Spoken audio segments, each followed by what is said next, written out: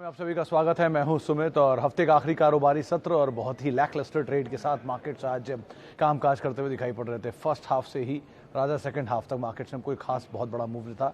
Last hour में markets में जरूर कुछ थोड़ी बहुत पुल बैक आता हुआ दिखाई पड़ा। निफ्टी बैंक को हरे निशान में मोरलेस ले आया, लेकिन फिर भी बाजार के अंदर जो पूरे दिन का मूव था वो मोरलेस आज एक फ्लैटिश टोन के अंदर ही होता हुआ दिखाई पड़ा। अलग अलग स्टॉक स्पेसिफिक स्टोरीज आज डेवलप हो रही थी और अलग अलग सेक्टर के अकॉर्डिंग भी आज कामकाज हो रहा था। लास्ट आवर में थोड़ा बहुत मूवमेंट जरूर आया था, लेकिन मिड कैप स्मॉल कैप जो फर्स्ट आवर की तेजी थी वो सेकेंड हाफ में फिजल आउट होते हुए दिखाई पड़ी। कंज्यूमर ड्यूरेबल शेयरों में आज सबसे ज़्यादा प्रेशर आता हुआ दिखाई पड़ रहा था। आईटी, ऑटो, एफएमसीजी ये कुछ और ऐसे सेक्टर थे जहां पर आज बिकवाली का दौर बनता हुआ दिखाई पड़ा। रियल स्टेट और ऑयल एंड गैस कुछ ऐसे सेक्टर थे जहां पे थोड़ा बहुत मूव था, सब में नहीं था, लेकिन सेलेक्टिव स्टॉक्स थे जो कि आज वहां पर भी पार्टिसिपेट करते हुए दिखाई पड़ रहे थे। लेकिन क्योंकि सेटलमेंट साइकिल जो है फाइनेंशियल ईयर की उसके लास्ट आवर में अब हम पहुंचते हुए दिखाई पड़ रहे हैं, उसके लास्ट से कुछ वीक में आ रहे हैं, तो इसलिए बाजार का जो मूवमेंट है वो लैकलस्टर की तरफ जाता हुआ दिखाई पड़ रहा है। स्टॉक स्पेसिफिक स्टोरीज पे कामकाज लगातार बना हुआ है। मिसाल के तौर पे आज आपको पेटीएम में प्रेशर दिखेगा, जो एक बड़ी तेजी थी उसके बाद दबाव आता हुआ दिखाई पड़ा। आज जोरदार मूव था कंटेनर कॉप में, टाटा एलेक्सी में, जहाँ पे बढ़िया मूव आता हुआ दिखाई पड़ा। मिड कैप आईटी के सेलेक्टिव स्टॉक तो जोरदार तेजी में ऑलरेडी कामकाज करते हुए दिखाई पड़ रहे हैं। एलएनटी फाइनेंस होल्डिंग जो कि ऑलरेडी तेजी में था, थोड़ा ब्रीदर लिया, वापस रफ्तार पकड़ता हुआ दिखाई पड़ा, वहाँ पर कुछ खरीदारी आ रही थी। अदानी विल्मर तेजी के अंदर आज कामकाज कर रहा था। इंडस टावर में आज प्रेशर आया, 6% के आसपास की बिकवाली वहाँ रही। टीसीएस में जहाँ बायबैक अनुमान था 40%, लेकिन वो आया सिर्फ 25%, तो उसका एक इम्पैक्ट बाजार ने दिखाया, उसकी वजह से प्रेशर आता दिखाई पड़ा। तो अलग अलग स्टॉक स्पेसिफिक स्टोरीज और उन स्टोरीज के आधार पर मार्केट्स के अंदर आज कामकाज होता हुआ दिखाई पड़ रहा था, जिसके चलते यहाँ पर कुछ प्रेशर बनता हुआ दिख रहा था। अच्छा, सवाल जवाब का सिलसिला शुरू कर लेता हूँ और कुछ सवालों को सीधे सीधे शामिल कर लेते हैं। पहला सवाल जो मेरे पास आया है, पहला सवाल मेरे पास जो आया हुआ है वो है McDowell and Tata Motors. Vinod साहब, मैकडॉवल, यूनाइटेड स्पिरिट्स, अगर आप यूनाइटेड स्पिरिट्स की बात कर रहे हैं तो मैकडॉवल होल्डिंग नहीं, मैकडॉवल की अगर बात कर रहे हैं तो उसमें तो आप ऑब्वियसली बात है एसआईपी रख सकते हैं।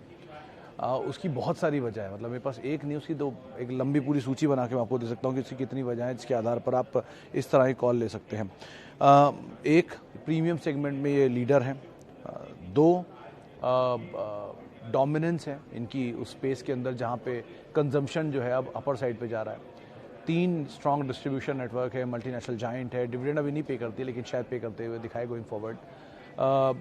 उसके अलावा नंबर्स भी अब बेटर साइड पर ही हैं और इंडिया की कंजम्पशन आपको पता ही है, तो उस हिसाब से भी आप सोच सकते हैं इसको। अर्बन कंजम्पशन और ज़्यादा बढ़ रहा है बल्कि, तो ये एक और बड़ी वजह हो सकती है। और अब सबको प्रीमियम ही चाहिए, किसी को रेगुलर नहीं चाहिए, तो वो एक और बड़ी वजह हो सकती है। एनीवेज, तो कंपनी अच्छी है, आप इन टोटल उसको एक किसी फॉल में ऐड करने लायक है। एसआईपी वे में भी उसे ऐड कर सकते हैं। टाटा मोटर्स भी सेम ट्रेंड है वहाँ पर भी, लेकिन टाटा मोटर्स के केस में थोड़ा ज़्यादा तेज भागा था नीचे के लेवल से, तो आपने नीचे के लेवल जब देख लिए होते हैं ना, तो आप ऊपर के लेवल पे शायद जल्दी एंटर करते नहीं है। लेकिन ब्रोकर हाउसेस के व्यूज़ दोनों में ही काफ़ी पॉजिटिव है, तो उसलिए आपसे आप नजर रखिए। दोनों की इनपुट कॉस्ट बहुत बढ़कर आई है, तो उसका इम्पैक्ट भी शायद नंबर्स के ऊपर देखने को मिलेगा। ओके, एमटार में क्या करें सर, आज ब्लॉक हुआ है। हाँ राज साहब, आज एक ब्लॉक हुआ, 8% के आसपास की गिरावट भी देखने को मिली उसके बाद, तो थोड़ा सा ओवरहैंग रहेगा वो सप्लाईज़ का, लेकिन जैसे ही वो सप्लाईज़ का ओवरहैंग खत्म होगा तो शायद वापस स्टॉक ईज आउट होकर रफ्तार पकड़ेगा। दो चीज़ों का ध्यान रखिएगा, एक, क्लाइंटेल अच्छे हैं, कंपनी ठीक है, लेकिन दो, आईपीओ हाल का है, प्रीमियम साइड पे वैल्यूएशन पे आया था, तो ये दोनों चीज़ों का जब ओवरहैंग खत्म होगा उसके बाद ये स्टॉक वापस रफ्तार पड़ेगा। थोड़ा समय दे सकता है, लेकिन कंपनी सो फार ठीक है, हाउस व्यूज़ पे पॉजिटिव है। अच्छा जी, 480 पर भारतीय एयरटेल के 81 शेयर हैं लॉन्ग टर्म के लिए, कैम्स के 1765 पर। सुमित साहब, दोनों ही कंपनियों के भाव इतने अच्छे हैं कि आपको कुछ सोचने की जरूरत ही नहीं, दोनों ही आपके भाव से ऑलमोस्ट डबल होने वाले हैं, तो दोनों में ही बने रहिए, कोई दिक्कत नहीं है। दोबारा आपके भाव के नीचे दोबारा मिले आप और ऐड कर लीजिए। कंपनियां दोनों ठीक हैं, भाव भी अच्छा है, ये भाव दोबारा मिल जाए तो आपके लिए एंटर करना ज़्यादा अच्छा ऑप्शन रहेगा, लेकिन आउटराइटली जाकर इनमें अपनी एवरेज ख़राब करने की कोशिश मत करिएगा। वो भाव चला गया, एवरेज ख़राब हो रहा है, तो आप किसी और कंपनी को ढूंढिए जो इसी तरह के वैल्यू पे आपको दिख रही हो, उसमें एंटर कर जाइए। कंपनियां तमाम हैं, कारोबार तमाम है, वैल्यू तमाम है, लेकिन आपकी अगर इतनी अच्छी सोच है, इतने अच्छे नज़रिए से आप खरीद रहे हैं चीज़ों को, तो उसी नज़रिए को कायम रखिएगा, उसको बदलने की कोशिश मत करिएगा। इसलिए नहीं कि आपके पास शेयर कम है तो आप भाग के शेयर लेने लग जाएँ, इस पर कोशिश करिए कि भाव आपको ठीक मिले और समय आप दीजिए, बढ़िया पैसा बन रहा है। ओके, मिसेस बेक्टर फूड, हर्ष साहब, एक ही, हर्षद साहब माफ़ कीजिएगा, एक ही फ्लॉ है इसमें। एक तो इनकी इनपुट कॉस्ट बढ़ी है बहुत ज़्यादा, क्योंकि जब जुबलेंट की बढ़ सकती है, पार्ले की बढ़ सकती है, तो इनकी बढ़ेगी। ऑब्वियसली ब्रेड भी महंगी होगी, जब ब्रेड बटर बिस्किट महंगा हो रहा है तो इनकी इनपुट कॉस्ट में आता है वीट, मिल्क, उसके अलावा साथ साथ शुगर, तीनों के दाम बढ़े इस साल, तो वो कॉस्ट पे इम्पैक्ट करेगा, तो ये पास ऑन भी करेंगे। लेकिन इस कंपनी के साथ एक और ये भी चीज़ है कि अभी हाल में ही इसके नंबर्स आए हैं, हाल में ही लिस्टिंग है, बहुत पुराना समय हुआ नहीं, तो मेटल प्रूफ करने दीजिए। जो स्टीम थी वो ख़त्म होगी, जो अभी हो रही है बर्गर किंग में, जो अभी ख़त्म हो रही है जोमेटो में, एमटार में भी, तो ये स्टीम निकलना इसी को कहते हैं, जो एक समय देगा। जैसे जैसे समय बीतता जाएगा वैसे वैसे कंपनी अपनी मेटल को प्रूफ करती जाएंगी कि कितने इस तरह के अगेंस्ट सिनेरियो में वो परफॉर्म कर पाती हैं। जो कर पाती हैं वो टाटा एलेक्सी टाइप हो जाती हैं, जो नहीं कर पाती हैं उनका दाम आप देख ही रहे हैं, पेटीएम टाइप। तो सिचुएशन सिनेरियो समझिए, उसके हिसाब से कॉल लीजिए। अभी फ़िलहाल बहुत जल्दी है कुछ भी इसके बारे में लॉन्ग टर्म के लिए सोचना, तो एवरेज तो मत करें, जस्ट वेट एंड वॉच, वो ज़्यादा बेटर है।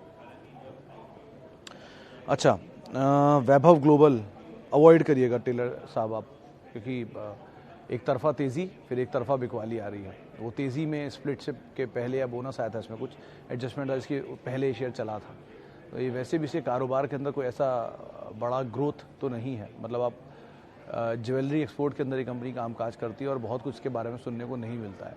यूजुअली मैनेजमेंट भी कभी इसके आते नहीं और इसकी एनालिस्ट कॉल्स भी वही बहुत कोई फार वर्क नहीं है, तो अवॉइड ही करिए। आप जेम्स एंड ज्वेलरी में जाना चाहते हैं तो टाइटन से अच्छा कुछ है ही नहीं, सेफेस्ट ऑप्शन है, तो आप उसको देखिए, वो ज़्यादा बेटर है। लेकिन बाकी अवॉइड करिए कि तरफा तेज़ी दिखा चुका है और उसके बाद थोड़ा ईज आउट हुआ है, जितनी बड़ी तेज़ी दिखाई थी उसके कंपैरिजन में, तो अभी तो कुछ भी मत करिए, ज़्यादा बेटर है, अवॉइड ही करिए। और बहुत अच्छे अच्छे नाम हैं, उनको आप चुन सकते हैं।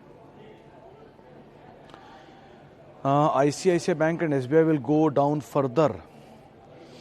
सर, संकर्षण देव साहब, ICICI बैंक थोड़ा सा ईज आउट हो सकता है, SBI भी, लेकिन बहुत बड़ा शायद ही डाउन साइड मुश्किल है अब इनमें कि खुलेगा बहुत बड़ा। तो ये वो स्टॉक हैं जब स्टेबल होने लग गए हैं तो आप थोड़ा SIP में ऐड कर सकते हैं। ये SIP लायक ही स्टॉक है जिनको आप ऐड करिए। पोर्टफोलियो बेस्ड स्टॉक हैं, largest ICICI is the largest private sector bank and SBI is the largest public sector bank, तो दोनों में ही वैसे तो कोई दिक्कत नहीं है फंडामेंटल वाइज ऑब्वियसली। तो आपको कहीं भी आप आउट राइटली मत लीजिए, थोड़ा लेते रहिए।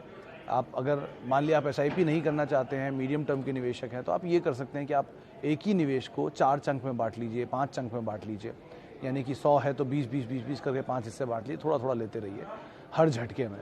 तो उससे आपको ये बेनिफिट रहेगा कि आपका एवरेज नीचे होगा और क्वालिटी में सवाल नहीं है, आज नहीं तो कल घूम ही जाएगा, प्राइस में ही सवाल है ना, वो एडजस्ट हो जाएगा उसके हिसाब से। तो आप दोनों अपने जो कंसर्न उनको ऐसे दूर कर सकते हैं। DMart 4000 के नीचे बाय कर सकते हैं लॉन्ग टर्म। सुमित साहब, DMart के केस में एक ही फ्लॉ है कि बहुत महंगा है। दो स्टोर वाइज 247 के आसपास, नहीं 272 के आसपास इनके स्टोर्स हैं, मार्जिन वाइज भी बेटर साइड पर है, डेट ऑलमोस्ट ईज आउट किया है कंपनी ने और प्रमोटर होल्डिंग हाईएस्ट है, F&O में जाने नहीं दे रहा है या जा नहीं रहा, और ब्रोकरेज हाउसेस के टारगेट भी 6000-7000 के आसपास के, तो फंडामेंटल में तो कोई सवाल नहीं है सो फार, बस वैल्यूएशन वाला पार्टी महंगा है। तो जब आपको नीचे मिले कोई एक इंस्टेंस में लेके रुक जाइए, फिर ऊपर आ जाए रुक जाइए, फिर नीचे मिले फिर ले लीजिए, फिर ऊपर जाए निकल जाए रुक जाइए, ऐसे करके आप ट्रेड कर सकते हैं इस कंपनी में। लेकिन अदरवाइज इसका स्टांस यही रहेगा कि इसका वैल्यूएशन पार्ट महंगा है, इक्विटी फ्लोट मार्केट में है नहीं, इसलिए बिक नहीं रहा है कभी। इक्विटी फ्लोट आया, जैसे ही F&O में आएगा इक्विटी फ्लोट आ जाएगा, इसीलिए एक बार कोई बचा हुआ है, लेकिन डिविडेंड नहीं देता, ये एक फ्लॉ है, और साथ साथ वैल्यूएशन पार्टी महंगे हैं, तो ये दूसरा फ्लॉ है। तो ये दो बड़े कंसर्न है, इनको एड्रेस कर लेंगे तो कोई दिक्कत नहीं है इसके साथ। बाकी आप over a period of time number से ही आइडिया आपको लगता रहेगा, कोई झटका भी नंबर्स पे दे देगा नीचे का तो ज़्यादा बेटर है। Okay, why Bajaj consumer is in loss from long time. Chitrapal साहब, ये चीज़ तो मैंने भी कल जब मैं F&O की शीट ट्वीट कर रहा था तब मैंने देखा था इस कंपनी के नंबर्स को, तो ये चीज़ मेरा भी एक कंसर्न रहा है। इनपुट कॉस्ट को लेकर आप इशू कह लीजिए, प्रोडक्ट प्रोफाइल को लेकर इशू कह लीजिए, डिस्ट्रीब्यूशन को लेकर इशू कह लीजिए, वो इनके साथ रहा है। तो FMCG में जो मेजर्स हैं जिसमें HUL, प्रॉक्टर, ITC, जिलेट जैसे नाम हैं, उनको हटा के अगर आप माइनर में आएंगे तो उसमें आपको मैरिको मिलेगा, ज्योति लैब मिलेगा, उन सब की पोजीशन में ज्योति लैब बजाज कॉर्प की सबसे वीक साइड पे पोजीशन है। बेटर साइड पे फिर भी थोड़ा अमेरिको आता है, क्योंकि वो नए प्रोडक्ट ऐड कर रहे हैं, कंपटीशन को फेस कर रहे हैं, सिचुएशन को ईज आउट कर रहे हैं। यहाँ थोड़ा ज़्यादा कंसर्न है, सिंगल प्रोडक्ट प्रोफाइल है, ज़्यादा एक्सपैंड नहीं हो रहे हैं, तो ये चीज़ें कुछ दिक्कत दे रही हैं। और उन पे जब प्रोडक्ट पे दिक्कत आती है तो डिस्ट्रीब्यूशन का हिट हो जाता है, मार्जिन का हिट हो जाता है।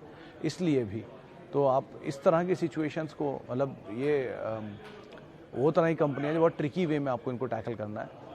अदरवाइज आप लीडर तो है ही, HUL जैसी कंपनी जिनको आप अच्छे दाम पर इस समय पा रहे हैं, उनको आप एंटर कर लें, वो ज़्यादा बेटर है। Growth stocks from mid cap and small cap. तलवार साहब, मिड कैप स्मॉल कैप में ग्रोथ स्टॉक्स इसकी वैसे सूची बनेगी बहुत लंबी, ऐसे एकदम से तो याद कर नहीं आता जब बातचीत करता हूँ तो, लेकिन बहुत सारे नाम हैं जिनको आप जिक्र में ले सकते हैं। मिसाल के तौर पे कोई भी कंपनी जिसमें डिविडेंड पे ऑफ्स थोड़ा सा ईज आउटसाइड हो, नीचे की तरफ हो, लेकिन एग्रेशन उनकी कैपेसिटी एडिशन में हो, वहाँ पर ऐसा हो सकता है। लेकिन उसमें आपके पास मतलब वो आय होनी चाहिए कि आपने किस दाम पर ख़रीदा है। जैसे भंसाली इंजीनियरिंग को मैं रिसेंटली देख रहा था, लेकिन उस केस में स्टॉक नहीं चलता। जिंदल पॉली है, उसमें कैपेसिटी भी ऐड हो रही है, ठीक कंपनी भी है, वो एक बार को शायद रफ्तार पकड़ता हुआ दिखाई पड़े। मिड कैप स्मॉल कैप के नाम है, कोई डिस्क्लेमर नहीं है खरीदारी के लिए, मैं सिर्फ नाम बता रहा हूँ। तो ये पहले मैं आपको बता दूँ, मैं कोई खरीदारी की राय नहीं दे रहा हूँ, सलाह नहीं दे रहा हूँ, मैं सिर्फ नाम बता रहा हूँ आपको जो ग्रोथ स्टॉक हो सकते हैं। उसके अलावा आप ये पॉली कैब था कुछ समय पहले, जहाँ पर एक बढ़िया कैपेसिटीज़ ऐड हो रही हैं, उनके ऊपर आप नज़र रख सकते हैं, नीचे के दाम पे मिल जाए। या पाइप कंपनियों में वो एस्ट्रल था, वो भी बहुत महंगा हो चुका है वैसे तो। उसके अलावा फर्टिलाइज़र में से शायद PI इंडस्ट्री एक ऐसा नाम हो सकता है, इसको आप शामिल कर सकते हैं इस सूची में। जुबिलेंट फूड है, अच्छी कैपेसिटीज़ ऐड कर रहा है, लेकिन प्रॉब्लम वही है कि अभी तो इनपुट कॉस्ट का इम्पैक्ट है। तो अलग अलग सीनैरियो, अलग अलग सिचुएशन के हिसाब से आपको कॉल लेना होगा, तो आप वो देख लीजिए। लेकिन ये सेक्टर पे बहुत ज़्यादा डिपेंड करता है कि आप किस सेक्टर में जाना चाहते हैं और उसके कौन से स्टॉक्स को ढूंढ रहे हैं, वो कॉल लीजिए, ज़्यादा बेटर है। केवल किरण सर अवॉइड करिएगा। लार्सन के केस में अनिल जी, आप इस कंपनी के बारे में थोड़ा पढ़िएगा, क्योंकि इस कंपनी ने एक बहुत साल पहले मतलब आप जब फैक्ट्स पढ़ना शुरू करेंगे इस कंपनी के, तो बहुत सारे एस्टॉनिश्ड फैक्ट्स हैं। एक ज़माने में मुकेश अंबानी या रिलायंस ग्रुप इसको ओन करता था। आप ऐसा भी कुछ पढ़ेंगे कि एक ज़माने में क्यों अल्ट्राटेक ने इनका JP का प्लांट खरीदा था, L&T क्यों ओनर के बिना चल रही है और कौन उसका एक्चुअल ओनर है। ऐसे बहुत सारे सवाल हैं जिनको आप जब पढ़ेंगे तो आपको इस कंपनी की पुरानी विजिबिलिटी क्लियर हो जाएगी। उससे आप अगली 20 साल की इसकी जो पिक्चर है उस पर ज़्यादा रेफरेंस ले पाएंगे। लेकिन हाँ, ये ज़रूर अच्छा है कि L&T की, क्योंकि सारी सब्सिडरीज़ की परफॉर्मेंस बहुत अच्छी है, चाहे माइंडट्री हो, L&T इन्फोटेक हो, L&T टेक हो, तो इसीलिए शायद L&T की परफॉर्मेंस भी ओवरऑल ग्रोथ पकड़ते दिखाई पड़ेगी। लेकिन ये मेजरली होल्ड को ऐसा स्टेटस है इसका, होल्डिंग कंपनी ज़्यादा हो गई इंजीनियरिंग के साथ साथ। तो ये चारों चीज़ों को आप ध्यान रखिए। लेकिन इसकी पुरानी हिस्ट्री पढ़िएगा ज़रूर, बहुत इंटरेस्टिंग स्टोरी है कि AM नायक ने इस कंपनी के साथ क्या फेरबदल किया। वो अपने आप में एक माइलस्टोन था जिसकी वजह से उनका इतना नाम है इस कंपनी में। तो ये चीज़ें आप कुछ पढ़िएगा, उससे ही आपको अगले 20 साल की क्लियरिटी इसमें मिल जाएगी। अच्छा, BSE पर व्यू सर 700 रुपये पे आपने लिया है मनीष जी, ऑलरेडी बहुत बड़ी तेज़ी दिखा चुका है। 3000 रुपये का शेयर आपने स्प्लिट के बाद लिया, 3 हिस्सों में बंटने के बाद, तो महंगी साइड पर है ये स्टॉक। अभी भी आपने मतलब ये 700 रुपये का शेयर 3000 पहुंचा, वहां जाके स्प्लिट हुआ और तब शायद 700 रुपये में लिया, तो आपने बहुत महंगा लिया। लेकिन अगर आपने पहले 700 में लिया हुआ है तो आपको कोई दिक्कत नहीं, आप आराम से बने रह सकते हैं। कंपनी अच्छी है, बने रहने लायक है, लेकिन क्योंकि इतना बड़ा मूवमेंट आया है और कॉर्पोरेट एडजस्टमेंट हुआ है, तो अब थोड़ा समय लेगा और नीचे के दाम भी दिखा सकता है, तो आप उसके लिए भी तैयार रहें, पैनिक में ना आए। लेकिन कंपनी अच्छी है इन टोटल। अच्छा जी, Tata Elxsi, what happens suddenly 2 small stocks you can bank upon for 10 years.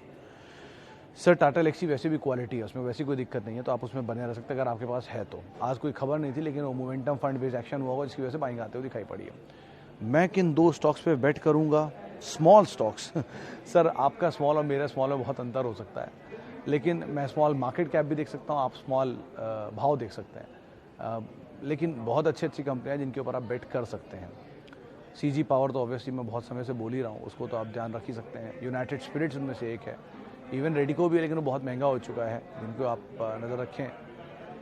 IT में से कुछ नाम अच्छे हैं, L&T इन्फोटेक, L&T टेक वगैरह, लेकिन सब बहुत भाग चुके हैं।